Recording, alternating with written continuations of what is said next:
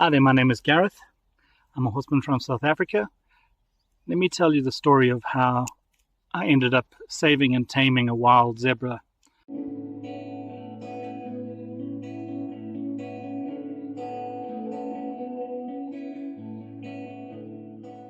On a journey of a deeper connection and building relaxation with horses and how much it addresses in terms of behavioral issues and stresses for horses.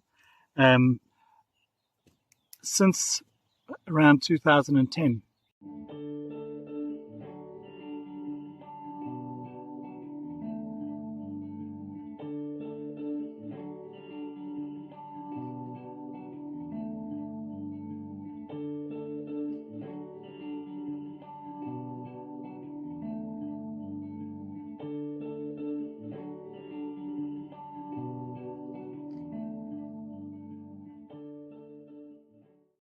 I did have a competitive career, and I do enjoy competing in disciplines like ranch work, ranch sorting, ranch riding, western trail, western horsemanship, and reining.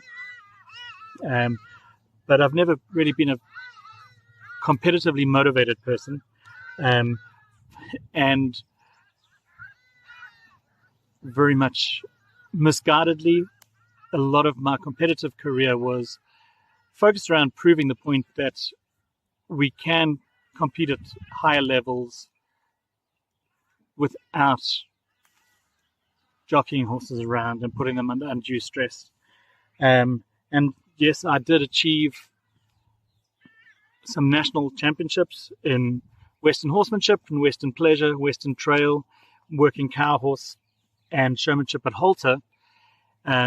All of those competed bitless and spurless and kept my horses barefoot. And I do still argue to this day that a relaxed horse is actually a competitive advantage, as opposed to what people think of, well, we have to make them do this so we can win.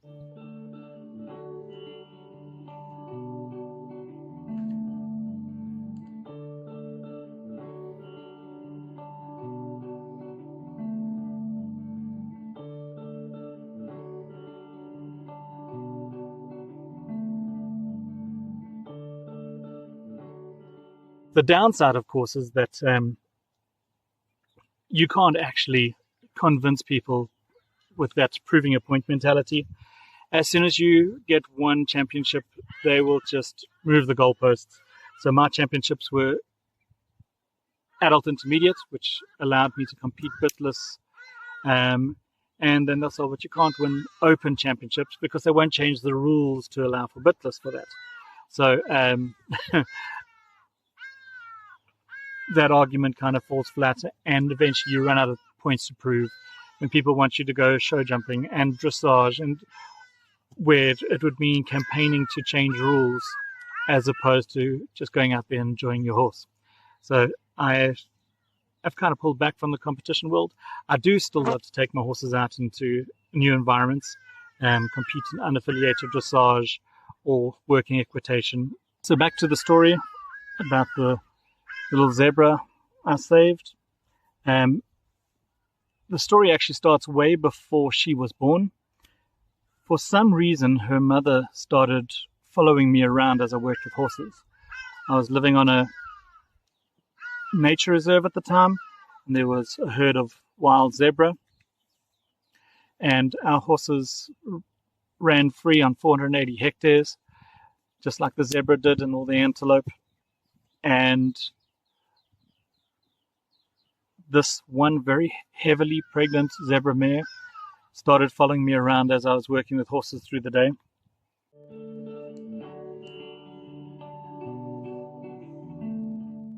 And also started showing up at my veranda every morning as I sat and had a cup of coffee and meditated,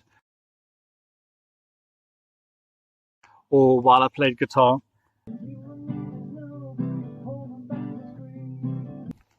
So it got to the point that I named her. I named her Zara.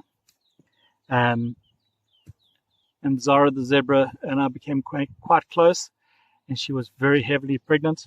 And when she eventually did fall down, She foaled down about 50 meters from my doorstep on my veranda.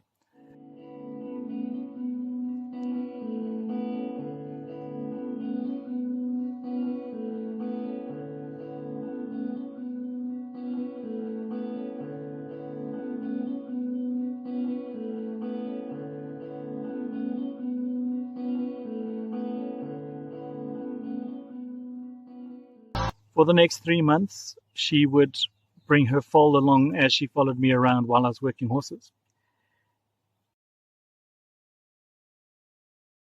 And very interested in what we were doing.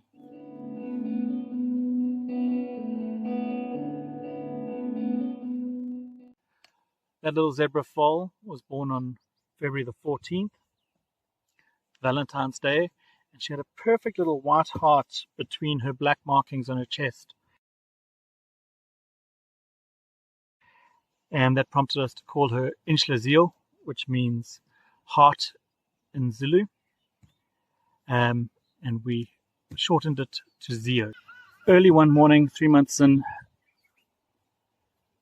I had one of my mares, in fact, that mare over there, running around my cottage, very upset. So I came out to see what was going on, and she led me back to a little bit up the mountain where Zara had fallen overnight and died, and her little foal was standing there over her mom's body.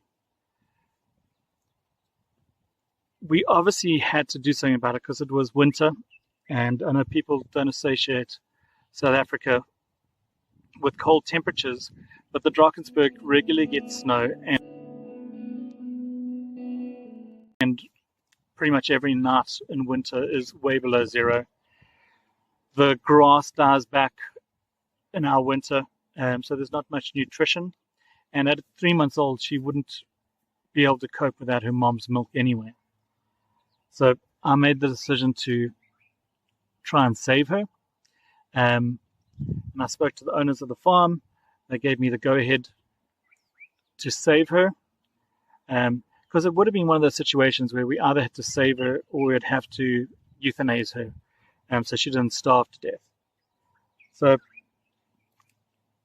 I tried putting food out for her because she came down with Bella, the mare over there, and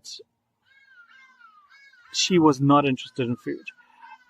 And as much as she had been following me around with her mom, it's at a safe distance, and it was just out of curiosity. She was still 100% wild when her mom died. And she would have had to stand by and watch as people loaded her mom's body onto a vehicle and moved it off. So she had a lot of skepticism about humans.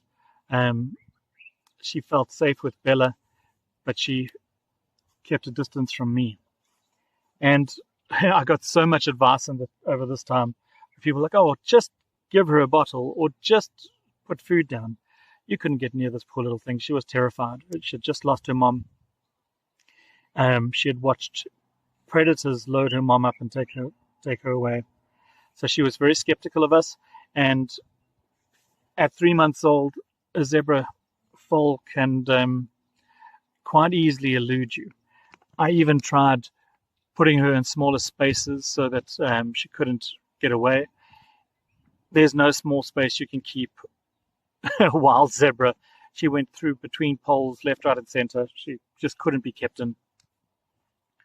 So I spent some time using some techniques I developed with horses in terms of building that focus and connection, and it worked a charm. Within 3 days, she let me touch her, and it was only at that point that she trusted me enough for me to touch her and then step back that she started accepting food, some little bit of horse food from me. So it was really close. She went 3 days without getting enough nutrition. The mare Bella, who had kind of adopted her, wasn't lactating at the time, and she didn't start lactating. She was just a protective mother as opposed to a nursing mother. So my next task was getting her trained. And this is something I believe very strongly in. when we're dealing with any animal, once we start having them associate us with food, we have to have communication in place so we can set clear boundaries so that they stay safe. Wild animals aren't dangerous to us if they understand what's expected of them and that we have a way of communicating what is appropriate and how we can stay safe around them. I went months just getting to the point that she yielded from the halter not secured on her, just getting her yielding her nose left and right and her head down, and eventually got it that I could secure the halter on and work on those little micro yields with her standing still. And then I got to the point where I could put on a lead rope and have her take a few steps at a time. Then I was getting literally an improvement of 3 or 4 steps a day.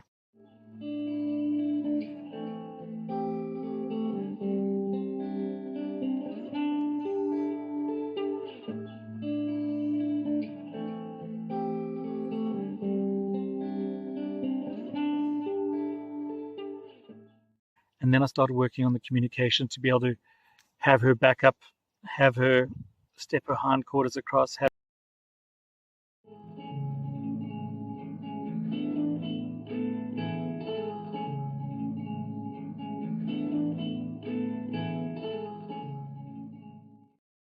her yielded forequarters.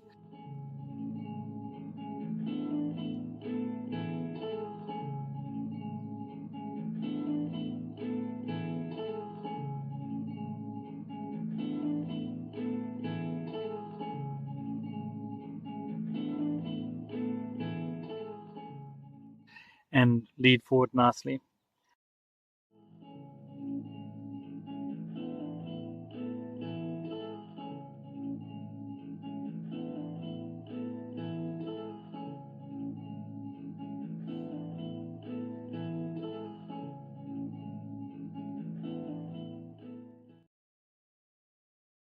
I remember the one day I was not paying attention. I probably got a little bit blasé about the fact that I had a wild animal on the end of a lead rope, and I was busy on my cell phone while I had her on the halter, and some of the other wild zebra in the herd were putting a bit of pressure from her, and she felt that anxiety come up, and she pulled back hard enough that it kind of gave her a shock, and she just yanked free, and she ran that 480 hectares of that game farm with the lead rope chasing behind her, running to every source of security other than me, trying to get away from this halter.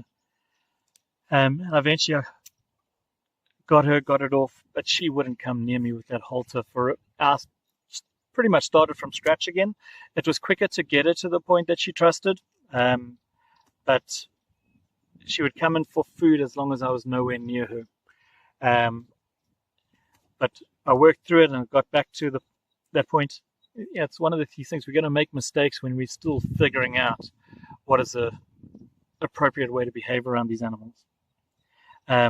So she taught me a big lesson on what happens when you put too much pressure on a wild animal. And the reality is that oppositional reflex that kicks in, I prefer not to even think of it as a reflex. It is us making a mistake and them responding to that pressure as opposed to an oppositional reflex. If we pay attention to that with horses, we don't have to get to these high levels of pressure and force that you're seeing all the time with competition.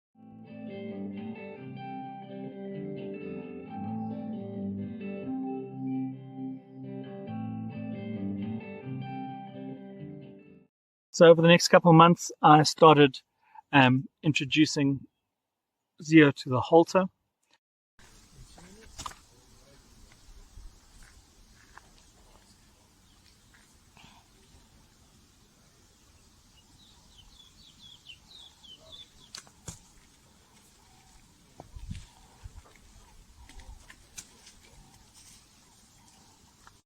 And it was an absolute lesson in how much pressure you can use around an animal,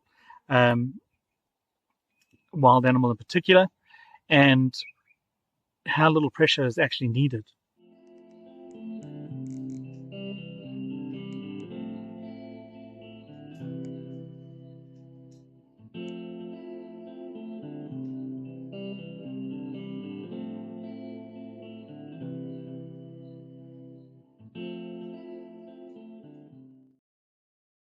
Also gave me a deeper understanding. I already had a pretty good understanding of the whole relaxation thing with horses, but how much anxiety plays a role in their responses.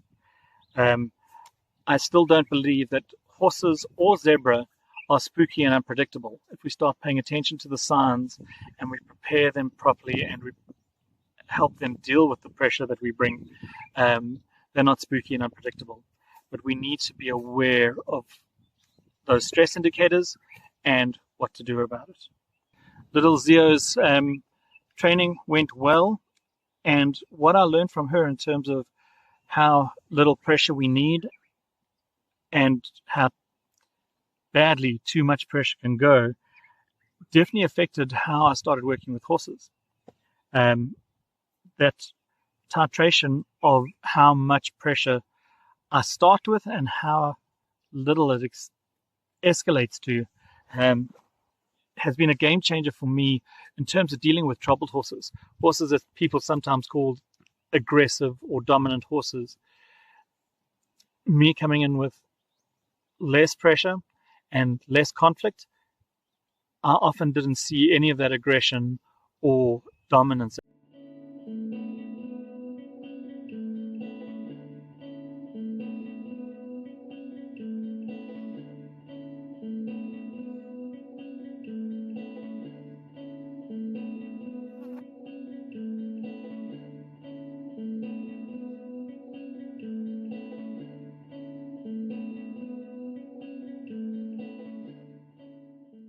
Sadly, my time at that property came to an end, and the owners of the property decided that she could not join me and my horses as we left, and we had to say a very sad goodbye to little Ziyo. So I talk a lot about the stuff I learned and the nuts and bolts of this experience, but it was an absolute magical time for me. Like the connection that I built with that little Ziyo was otherworldly. Every morning she would meet me at the veranda with her mom, and later her little stepbrother with spots rather than stripes.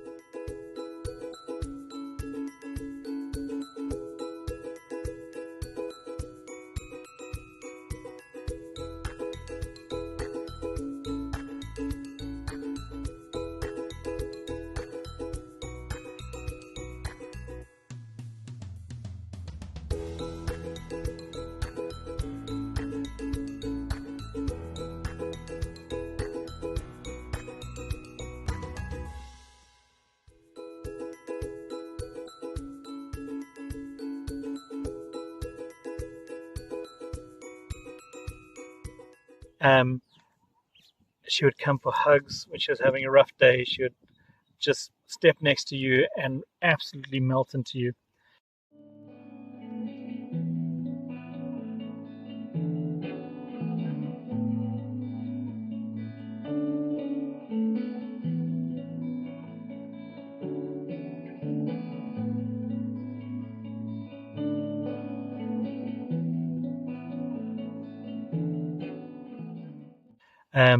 She really enjoyed affection, and Martini over here, her stepbrother, this Bella, had another baby. They used to play all day. Swear I'm an angel, 'cause my wings can't be released from their polystyrene box, so they don't get creased. We're all nothing more than electric hat stands for. And when we used to go on trail rides, she used to follow along with the trail ride. We actually, at the time, we had a little springbuck who used to follow, and a blessbuck that used to follow. So it used to look like quite an interesting trail ride. But it really was such a special moment. It wasn't just this animal that I rescued. She was, and still is, part of the family.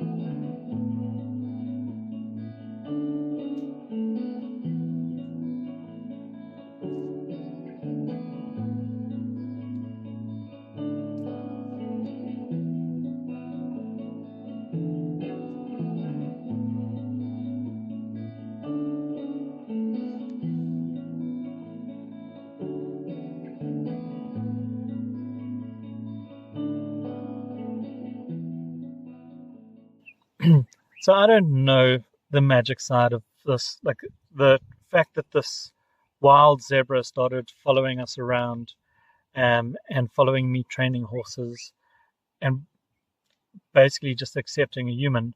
That's magical in itself.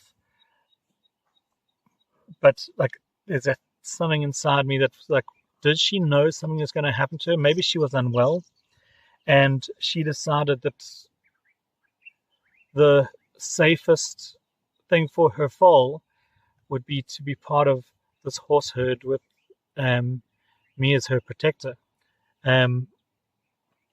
It's a far-fetched bit of fan fiction, but the truth is harder to explain. Warwick Schiller hosts a podcast called The Journey On Podcast, and he has in-person summits of these podcast guests. And I was watching one of the streaming videos of one of these podcasts for Denise Elizabeth Byron, and she ended on this question of, what did you promise your soul you would do this time? And when I look at this experience with Ziyo, it's really brought home to me this burning desire to speak for those that can't speak, or that are speaking and we don't hear, and how important this connection thing is. I've experienced it with horses and had incredible life-changing moments, and because they are a domestic species, in my head I explained it away. And the whole situation with Zara and Ziyo, it was beyond explanation. Horses are here to teach us about connection, and when I didn't listen to just the horses, they sent in their stripy reinforcements. And I think, like, my purpose in terms of the horses is one thing, but this understanding that the connection aspect is going to keep us safe around horses, like truly safe, not hard hat and air vest safe. That the horses will actually, if they understand us and they are relaxed and aren't scared of us, then they're not going to feel any need to defend themselves, and we will be truly safe around horses. I think it extends beyond that. I've long felt that the conservation world are a little too black and white on, well, it's got to stay wild. And I know in a lot of conservation circles, if an animal is rescued and it can't stay wild, then they recommend euthanasia, because otherwise the animal, if it becomes habituated, will become dangerous. And I'm really hoping that that shifts and that we can show that this communication and relaxation thing that we're working on now with horses applies to wildlife too. Saying goodbye to Ziyo definitely makes my top 10 list of most difficult things I've ever had to do. She was calling in the distance as we loaded, her adopted mom, and I'd spent days telling her that what was about to happen. She seemed to have an understanding and a sadness, but it didn't change that in that moment her little heart was broken again. If you'd like some more information about heartfelt horsemanship, check out our social media. It's Heartfelt Horsemanship on Facebook, Instagram, TikTok, and YouTube. Our website is heartfelthorsemanship.org. We've got online courses on there, as well as online Zoom consultations and video coaching. And we also travel South Africa, Namibia, and the UK currently for one-on-one sessions.